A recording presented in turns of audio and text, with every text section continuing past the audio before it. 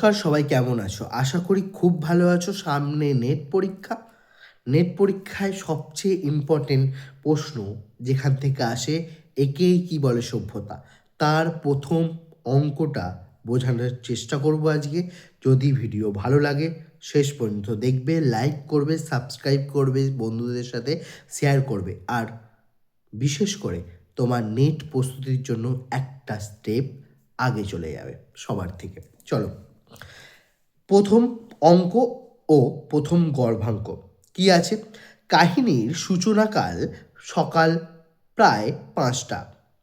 স্থান নবকুমারের গৃহ।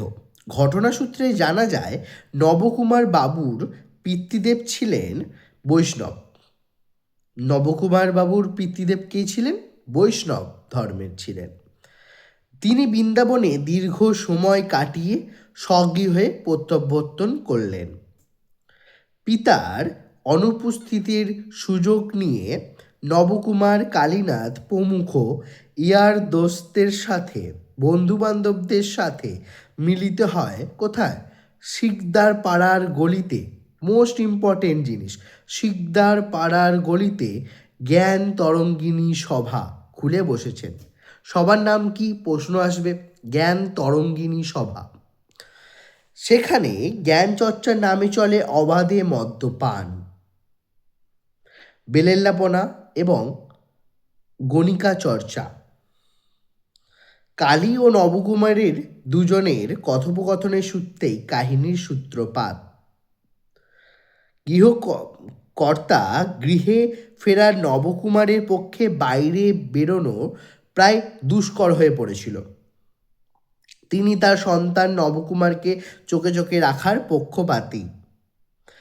একদিকে নবকুমার জ্ঞান তরঙ্গিনী সভার আবার সভাপতি, তার অবর্তমানে সভা চলে না, সভাপতি ছাড়া সভা চলবে না, অর্থের জোগানও বন্ধ হয়ে যাবে। তখনকার নিয়ম ছিল যে সভাপতি হবে তাকে তোয়াজ করা হবে, কিছু পেতে গেলে বা কিছু দিতে হবে। তার জন্য পুরো সভার অর্থই কে বহন করত?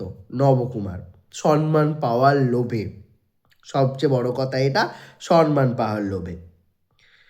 তাই বাণীবাবু কৌশলে কর্তাকে প্রবঞ্চনা করে নবকুমারকে ঘরের বাইরে বেরোতে বদ্ধপরিকর করে। কে বদ্ধপরিকর করে?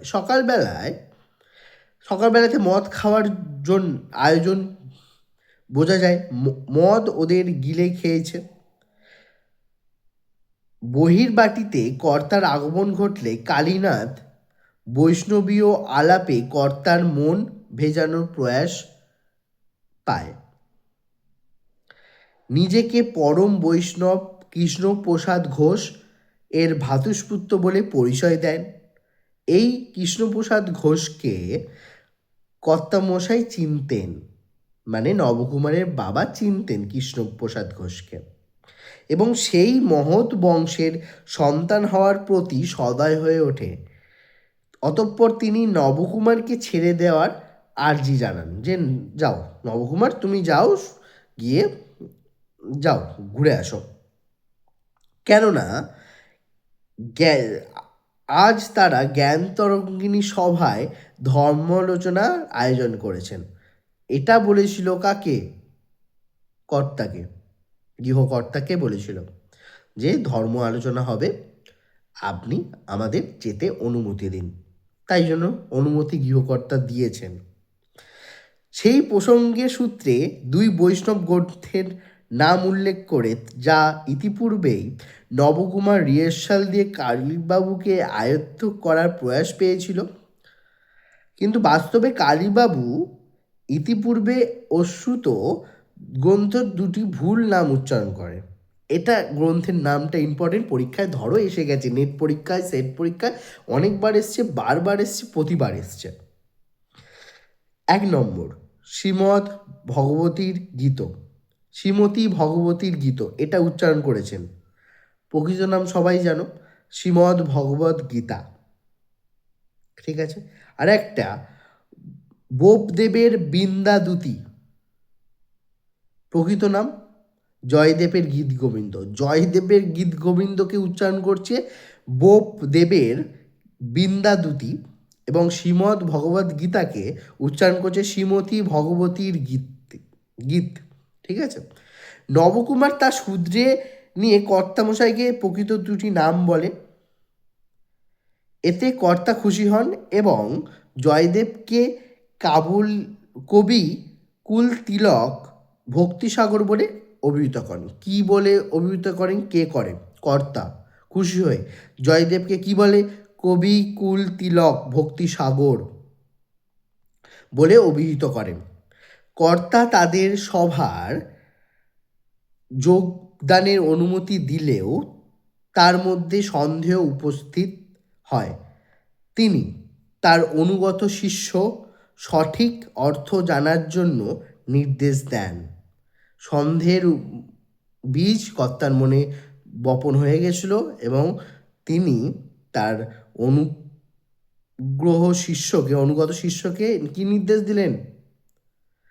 নির্দেশ দিলেন যে যাও ওদের পিছু করো, সত্যি কথাটা জেনে আমাকে বলবে কি করতে গেছে আসলে ওরা। এটা হচ্ছে প্রথম অঙ্ক, প্রথম অঙ্কের প্রথম গর্ভাঙ্ক। সম্পূর্ণ বুঝেছ? এরপর আমি যাব প্রথম অঙ্কের দ্বিতীয় দৃশ্যে।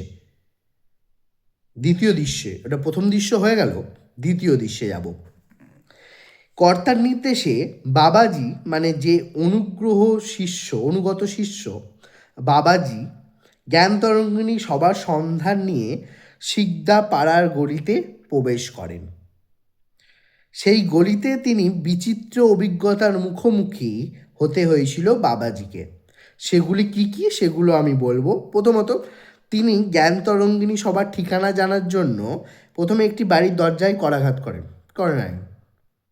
ভিতর থেকে এক মেয়েলি কণ্ঠ দুটিকে নির্দেশ দিলেন তার মাথায় এক বালতি জল ঢেলে দিতে। বাবাজির মাথায় এক বালতি জল ঢেলে দিতে নির্দেশ দিলেন, কারণ এ সময় সাধারণত মাতালরাই এই কাজ করে থাকে। এতে বাবাজি ব্যথিত হয়।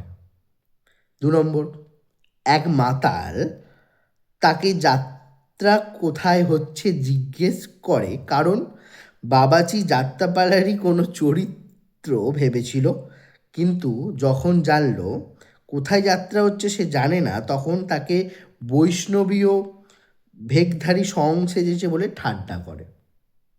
বোঝা গেল 2 নম্বর। 3 নম্বর, এরপর 2 বারবিলাসিনী সঙ্গে তার সাক্ষাৎ হয়। এই পয়েন্টটা ইম্পর্টেন্ট, মনে রাখবে। তাদের পশ্চাৎ অনুসরণ করে প্রথমা এবং দ্বিতীয়া যথাক্রমে পদী ও বামা, প্রথমের নাম পদী, দ্বিতীয়টার নাম বামা, 2টো নাম আসে, বাবাজিকে নিয়ে রং রসিকতা শুরু করে। বাবাজি তাদের কাছে জ্ঞান তরঙ্গিনী সভার সম্বন্ধে জানতে চাইলে অশ্লীল ভাষায় রসিকতা করে। 4 নম্বর, তারপরে বাবাজি এক সার্জেন্ট ও চৌকিদারের খপ্পরে পড়ে। সার্জেন্ট তার মালাটি কেড়ে নিয়ে তার থলিতে টাকা পয়সা সন্ধান পেয়ে তাকে চোর বিবেচনা করে থানায় নিয়ে যেতে চায়। শেষ পর্যন্ত টাকা পয়সা যা ছিল তা কেড়ে নিয়ে বাবাজিকে ছেড়ে দেয়। তাহলে আমাদের এই দ্বিতীয় দৃশ্যে কি কি মনে রাখতে হবে? মনে রাখতে হবে যে বাবাজি কোন কোন মানুষের খপ্পরে পড়েছিল, কে কে খপ্পরে পড়েছিল। প্রথমত,